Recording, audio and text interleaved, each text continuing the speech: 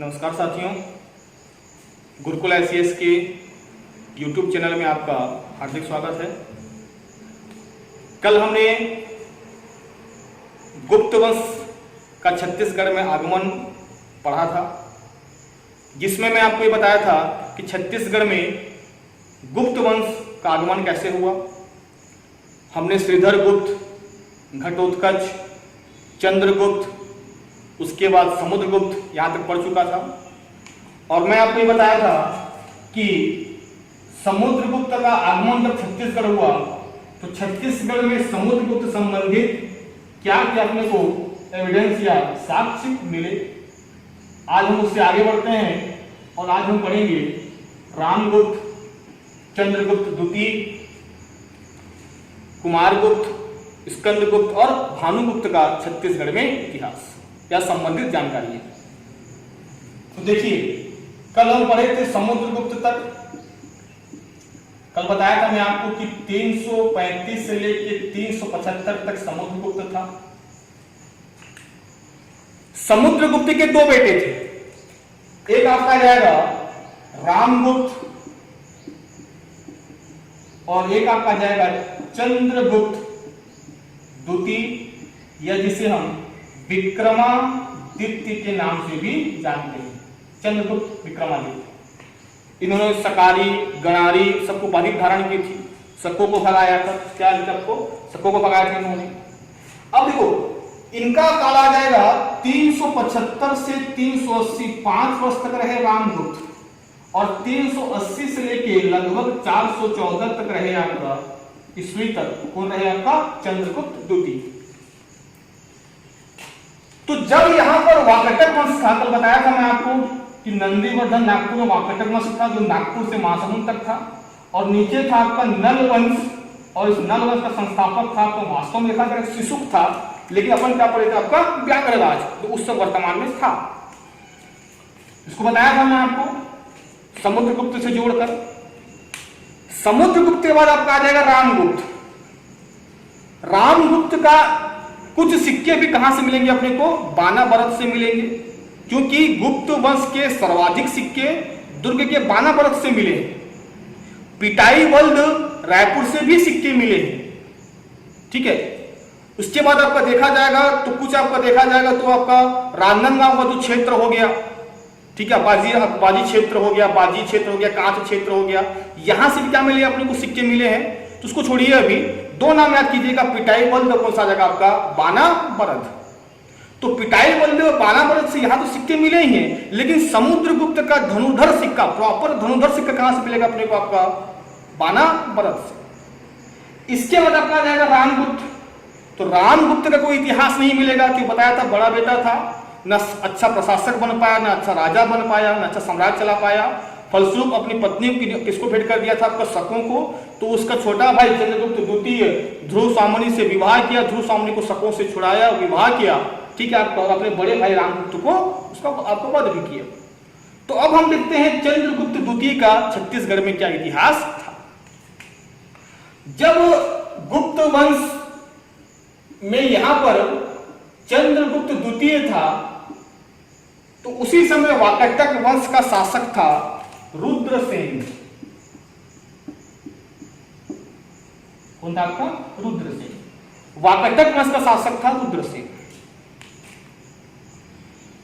तो गुप्त वंश के साम्राज्य चंद्रगुप्त द्वितीय, गुप्त वंश का साम्राज्य चंद्रगुप्त द्वितीय या विक्रमादित्य अपनी बेटी प्रभावती का विवाह किससे करवाता है? आपका रुद्रसेन से करवाता है।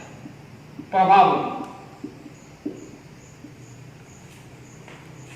प्रमुख बात तो पहले यह जाएगा कि रुद्रसेन का विवाह गुप्त वंश के साम्राज्य या चंद्रगुप्त द्वितीय की बेटी प्रभावती से विवाह होता है। जैसी विवाह होता है, आप ये कह सकते हो कि वाकटक वंश और गुप्त वंश में एक संबंध स्थापित हो जाता है, ठीक।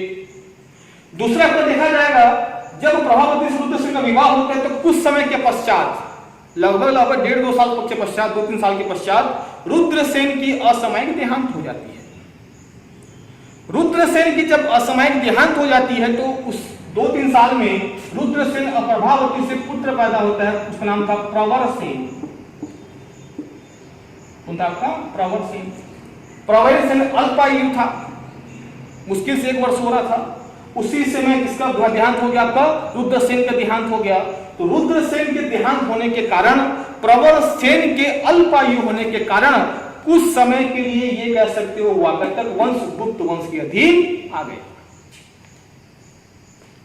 यदि वाकाटक वंश नंदीवर्धन का क्षेत्र ना होकर राजनांदगांव का क्षेत्र होता, रायपुर का क्षेत्र होता, तो हम ये कहते हैं कि प्रभावती छत्तीसगढ़ की पहली संरक्षिका महिला थी, या पहली आपका देखा जाएगा संरक्षिका थी, जिसने क्या किया? आपका रुद्रसेन की मृत्यु के बाद प्रवरसेन का अल्पायु होने के कारण प्रशासन चलाया।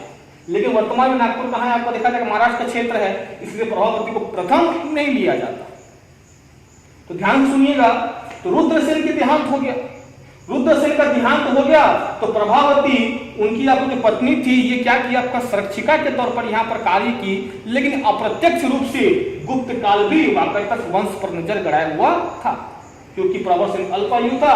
प्रभावती क्या थी? आपका देखा जाएगा तो उनकी मृत्यु हो चुकी थी, उनकी पत्नी यहाँ पर क्या कर रही थी? आपका शिक्षक के तौर पर कार्य कर रही थी।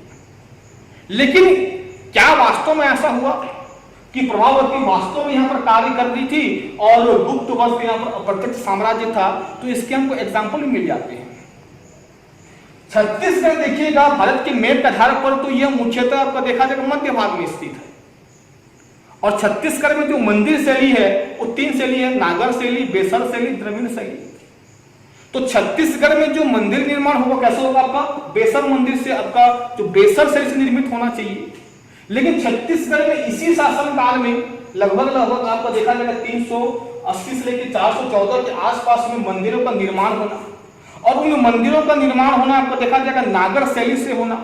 नागर शैली के साथ साथ लाल ईंटों से निर्मित होना हमें यह दर्शाता है कि हो न हो कुछ समय के लिए वाकाटक वंश गुप्त काल के अधीन थे। जैसे आपका देखा जाएगा तो इसी समय आपका तालागांव का देवरानी जेठानी का मंदिर,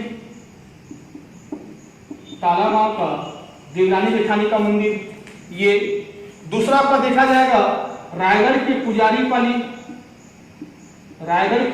पाली में आपका केवटीबाई का मंदिर। तो रायगढ़ के पुजारी पाली में केवटीबाई का मंदिर बनना जो नागर शैली में निर्मित है। आपका तालागांव जिसको सबसे प्राचीनतम मंदिर कहा जाता है, यहाँ पर देवरानी जेठानी का मंदिर बनना जो कि किससे निर्मित है? नागर शैली से निर्मित है, लाल ईंटों से निर्मित है।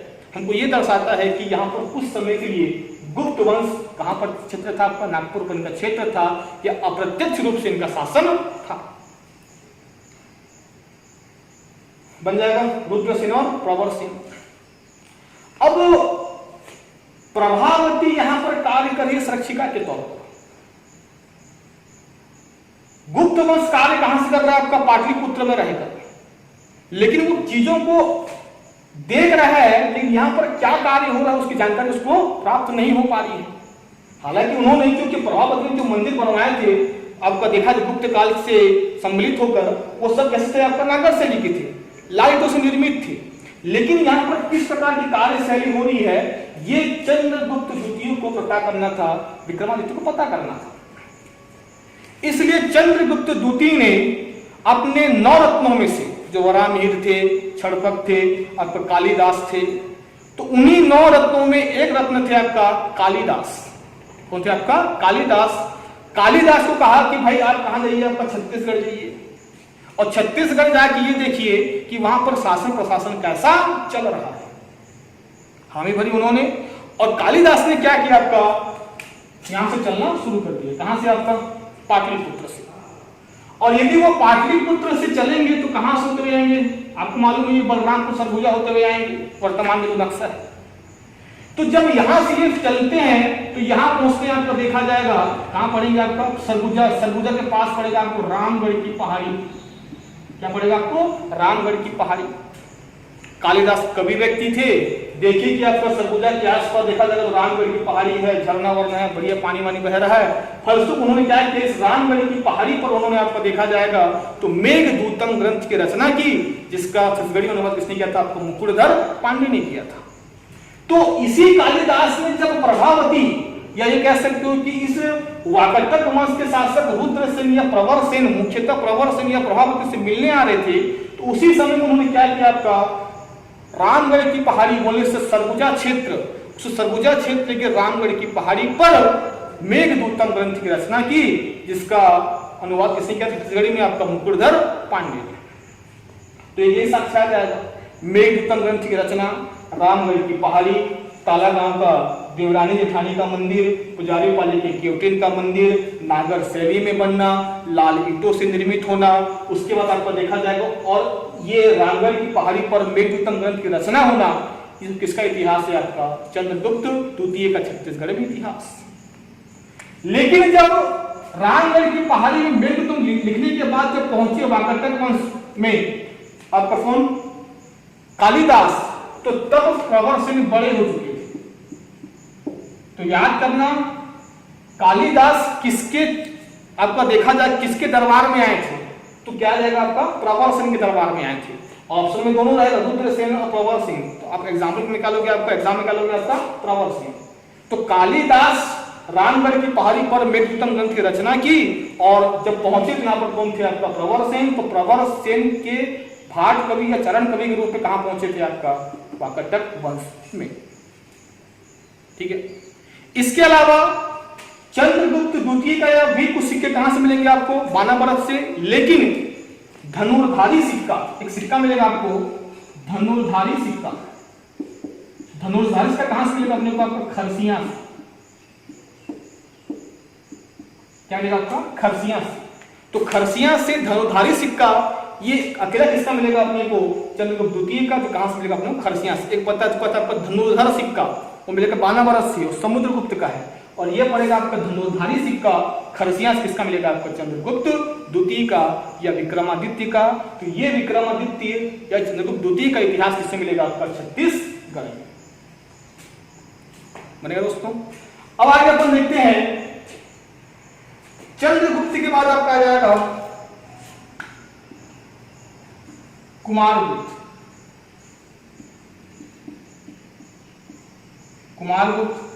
कुमारगुप्त का आ जाएगा आपका 414 से लेके